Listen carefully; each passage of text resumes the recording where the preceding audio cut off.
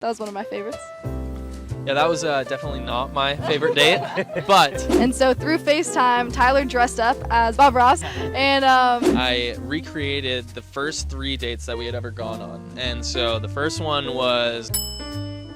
What does Christian dating look like, and how can we biblically strive for a strong, committed Christian marriage? God-centered, lifetime relationship. You want to hear other people's stories and ideas, successes and failures. Previously, we met Tyler and Carissa, who are now going to tell their story of their experience with long-distance dating, their most creative dates, as well as answer questions related to how to honor Christ in a dating relationship. It doesn't have to be incredibly involved, but what's been your favorite creative date?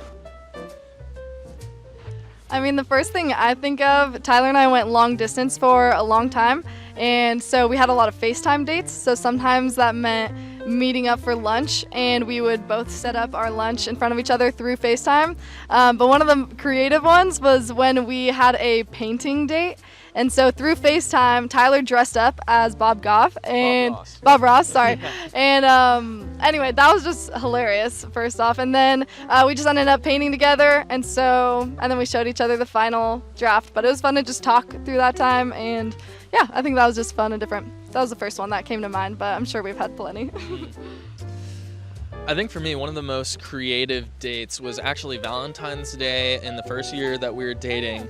I recreated the first 3 dates that we had ever gone on. And so the first one was coffee, where after we got coffee, we went down and played pool in a restaurant. And so after we did that, we went out to dinner at Olive Garden, which was our second date, right before we went long distance for the summer, I believe. And then the third date was we went up to this lookout place on top of a mountain that I took her on when we were first dating too. It was a beautiful view, and so we just got to kind of commemorate those early stages of our relationship, which was just a really fun thing to do.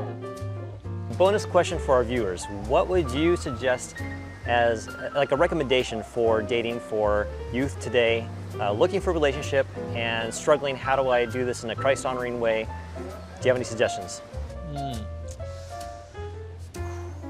One suggestion that I would say is take it slow.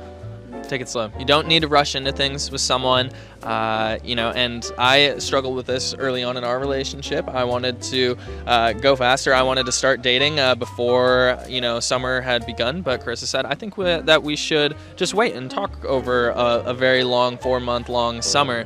And having the patience to do that, having the patience to realize, okay, this is someone that I genuinely want to pursue, this is someone that is worth waiting for, that really helped our relationship. We learned to communicate before a lot of struggles began to take place, so that in those struggles we were able to communicate clearly with one another.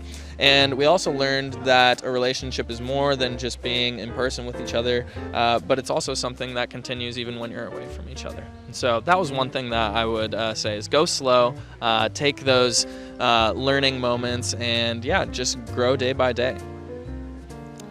Yeah, similar to the going slow, specifically with physical boundaries. I mean, it's easy to, you want to go fast with those, but I wouldn't focus on that as much because you want to save that for the person you're going to end up marrying anyway. And so focus more on the friendship and getting to know that person, and then also just communication, kind of like what Tyler was talking about.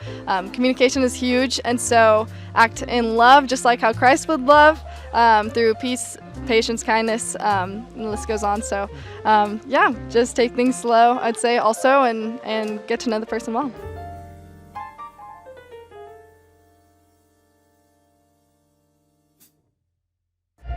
Check out this playlist for hundreds of creative date ideas. If you want to see the part 1 interview with Tyler and Carissa, it's this video, and for part 2 of the other 2 couples, check out these. If you enjoyed this video, be sure to send a letter via USPS to YouTube with all the details. Or you could just hit that like button.